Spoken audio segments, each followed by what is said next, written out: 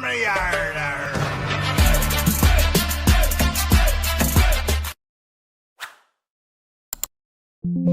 नमस्कार दोस्तों, मैं आपका दोस्त ब्रजमोहन सिंह अपने यूट्यूब चैनल बीबीएन ट्रेडिंग में आपका स्वागत करता हूं।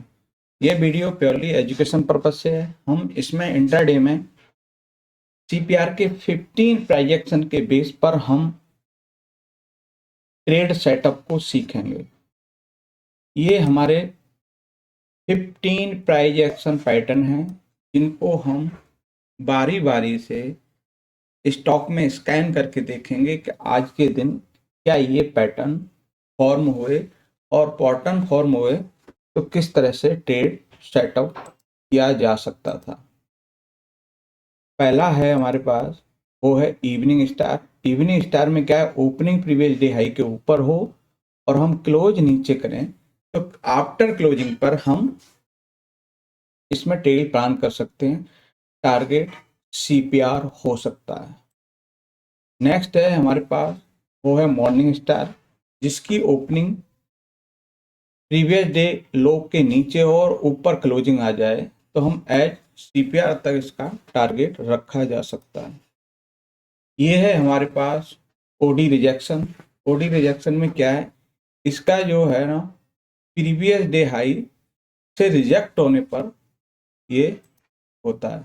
ये है हमारे पास ओडी सेटअप। ओडी सेटअप में क्या है कि इसकी क्लोजिंग प्रीवियस डे हाई के ऊपर हो जाए, इसकी क्लोजिंग प्रीवियस डे लो के नीचे हो जाए तो उस कंडीशन में हम ओडी सेटअप पे ट्रेड प्लान किया जा सकता है। ये है हमारे पास रेड कैंडल रिट्रेसमेंट। जो दिन की पहली कैंडल के पास से रिट्रेसमेंट मिलेगा तब हम इसको रेड कैंडल रिट्रेसमेंट कंसीडर करेंगे। दूसरी है ग्रीन कैंडल रिट्रेसमेंट। दिन की पहली 5 मिनट की कैंडल के पास से ग्रीन कैंडल बनना स्टार्ट हो जाए तो हम वहां से ग्रीन कैंडल रिट्रेसमेंट कंसीडर करेंगे। ये है हमारे पास एम रिवर्सल। एम रिवर्सल में क्या है कि प्राइस एक मूव देने के बाद, एक हाई बनाने के बाद जब रिट्रेस करके दोबारा उसी के पास आए और रेड कैंडल बनाना शुरू कर दे तो उस कंडीशन में हम एम रिवर्सल कंसीडर कर सकते हैं। सेम अपोजिट रहेगा हमारे पास डब्ल्यू रिवर्सल पैटर्न, जिसमें है ना प्राइस पहला स्विंग लो बनाने के बाद रिट्रेस करके प्राइस जब दोबारा आए उसी आसपास तब हम जो रिट्रेसमेंट किया है इस टारगेट के लिए यहां से प्राइस घूम सकता है। नेक्स्ट रहेगा हमारे पास वो पीपीटी सेटअप है। पीपीटी सेटअप में क्या है कि हमारी ओपनिंग सीपीआर के अंदर होनी चाहिए। जब ऊपर क्लोज हो जाए तब हमारे, या नीचे क्लोज हो जाए तब पीपीटी बाई और सेल के हिसाब से कंसीडर कर सकते हैं। नेक्स्ट है हमारे पास, वो है ग्रीन कैंडल ब्रेकआउट। ये क्या है, ग्रीन कैंडल के कोई नीचे की साइड में अगर ब्रेकआउट कर देता है तो इसी का हाई का एसएल रख के क्लोजिंग पर हमारी एंट्री होगी। टारगेट के लिए नियरेस्ट पिवट कोई रखा जा सकता है। ये है हमारे पास आरसीपीओ ग्रीन कैंडल ब्रेकआउट, जो पहली 5 मिनट की कैंडल के ऊपर क्लोज करने के बाद प्राइस ये एसएल के साथ यहाँ एंट्री और टारगेट के नियरेस्ट पिवट माना जा सकता है।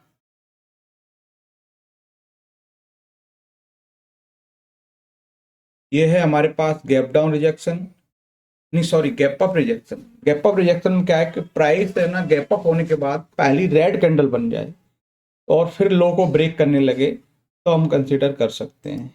ये है आपका गैप डाउन रिजेक्शन। पहली ग्रीन कैंडल बनने के बाद वो लो ब्रेक नहीं करे और हाई के ऊपर ट्रेड करता रहे तो हम उसमें ये कंसीडर कर सकते हैं। फाइनली रहेगा हमारे पास, वो रहेगा सीपीआर ब्रेकआउट। चलिए हम इसके एग्जांपल देख सकते हैं आज के ही दिन किस तरह से।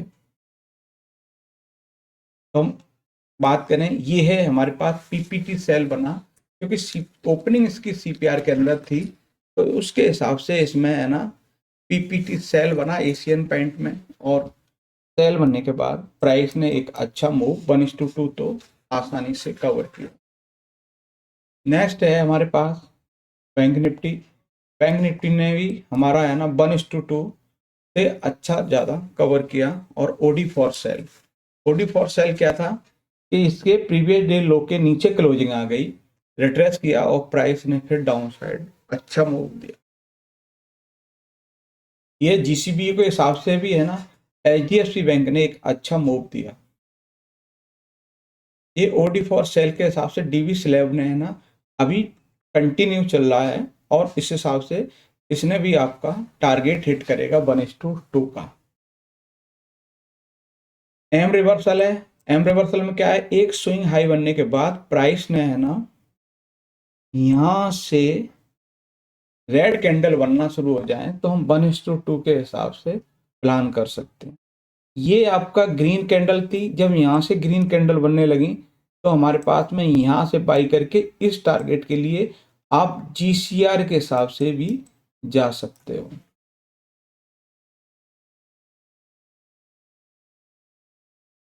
नेक्स्ट है हमारे पास इंडक्शन बैंक में भी रनिंग चल रहा है, वो भी पीपीटी सेल के हिसाब से हमारी यहाँ सेलिंग है और यहाँ तक टारगेट की पॉसिबिलिटी हो सकती है।